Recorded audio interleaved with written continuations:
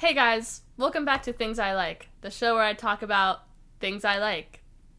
It's also a co-series of Things I Don't Like, which is a show where I talk about things I don't like. Big stuff here. Anyways, let's get into it for today. Today, I'm going to talk about Interstellar first. I'm sure many of you guys know what movie that is. I think it's the best movie on Earth, low-key, high-key. I've seen it probably at least 5 times. And a lot of movies that I really like, I've seen at least 15 times, so I'm getting there. It's just longer, so it's a little harder to get it into my schedule every now and then. But anyways, Matthew McConaughey's in it. He's amazing. He's one of my favorites. Great actor. Anne Hathaway's also in it. And this one girl, I forget her name, but she's a really good actress. Jessica Chastain, Timothée Chalamet. It's a stacked cast. Anyways, it's my all-time favorite sci-fi movie, and I'm a big fan of sci-fi. I like movies like Arrival as well, and I think they're very similar. And the director of Interstellar, I believe, also did Oppenheimer, so that kind of gives you a grasp of how awesome it is. Anyways, it has this crazy. I'm gonna try not to spoil anything because I don't know if any of you guys haven't watched it, and if you haven't, you should really get on that because you're missing out. But it has this really crazy twist near the end that I can't even get into, and it's very mind-boggling. And the soundtrack, if you haven't heard the soundtrack, you're missing out even more, because that soundtrack is superior to all movie soundtracks. And I know that's kind of a basic take, but it's basic for a reason. This soundtrack is crazy. I don't know. Crazy. Yeah. So yeah, anyways, that's pretty much it. What? What are you doing? What are you doing? What? What are you doing? Go. It was recording, Go. so I thought No. Oh. Mm-mm. This is my thing. What did you... Okay. They love me. Hey guys. Alright. No. Alright. Yeah. So, okay. I don't know what... Okay. I guess welcome back to Things I Like. It's not even as good. Okay. Okay, so the first thing I'm going to talk about today, what is going on here, is the corn stuff from Chevy's. Dude, that stuff is so good. Dude, have you had the corn stuff from Chevy's? Do you remember that from when you were younger? I haven't gotten to Chevy's since I was 8, so I don't know if that's a universal thing that you only had it when you were a kid and have been craving it ever since. But that's how I feel. Every time I think about Mexican food, I think of the corn stuff from Chevy's, that little sweet dessert mashed corn they give you on the big skillet thing. And I wouldn't get the big skillet thing because I don't like fajitas, I don't like onions and stuff, and that's usually what you get it with. But my dad would get it, and I would take some of his, even though he also loves it, because who doesn't love that stuff? Anyway, freaking awesome. And at the same time, I threw this in here too, but cornbread, and not just any cornbread, because I know there's white cornbread that's the southern version, and it's a kind of just a white bread. That's kind of all it's just doesn't really taste like much. But my dad, dude, he makes this it's yellow cornbread with honey. It's honey cornbread, and it's very sweet. It's so good, dude. It's like a dessert, but you eat it with barbecue, and you eat it with spicy barbecue. Bro, it's so good. Guys, I wish you could have my dad's cornbread. If I could send everyone who watched this video my dad's cornbread, I would. It's so... I don't even... Guys. And people just don't understand. Everyone that I talk to, I'm in California, and a lot of them haven't had cornbread. And if they have, they've had cornbread at a barbecue place, and it's just simply not as good. It's not as good as homemade cornbread. So everyone that I talk to is cornbread, that's mid. Or cornbread, the savory one, ew. And I'm yeah, but no, dude, you haven't had my dad's cornbread. One time, he entered it into a local honey festival we used to have here. It's gone now, because small towns are dying. No, I'm kidding. I'm not gonna make that about this. Anyway, I'm not gonna make this about that. That's what I meant. But dude, he won. He won the whole thing. He won a cutting board and money because of how good it is. My dad literally makes prize-winning cornbread. It's so goated. I can't believe I haven't talked about it before. But I was eating it the other day, a week and a half ago, Because he made like 80 ribs for like a family thing. And then he makes cornbread when he does that. Oh my god, it's so good. It's so good.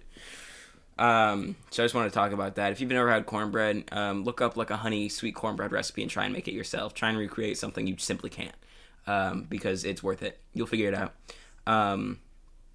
Excellent stuff. The next thing on my things I like, red chili flakes. Guys, I think the majority of people are sleeping on red chili flakes. People, they get them with their pizza, like in the little packets with the Parmesan. And they're like, ugh, what give me the Parmesan. No, dude, don't throw those away. Those are so good. I put them on literally any Italian food all the time. And I don't just like do like a little thing of them. No, I like drown. I like drown whatever I'm making or whatever I'm eating in red chili flakes. Guys, red chili flakes are so good. Oh my god. And you get those bits at the end. You got like Parmesan, oil, red chili flakes, and like some garlic. And like that's like what's left after your pasta. And you like scoop that off the plate and eat it as like a bite. Flavor blast, dude. Put them on goldfish. If you put that seasoning on goldfish, holy cow. If Goldfish makes that, they have to pay me, okay? Just so we're all clear. Because that's the best idea I've probably ever had. But yeah, red chili flakes, goated. Have that on some like chicken parm. Have that on some fettuccine alfredo, dude. Weirdly enough, the only thing you actually get them with is pizza. I like them on pizza, not nearly as much as I like them on pasta, you know? They just add something a little different to pasta for some reason. I don't know. I know there's red chili flake like lovers and like enlightened ones out there, and I'm definitely one of them. But if you're not, it's time to wake up, dude.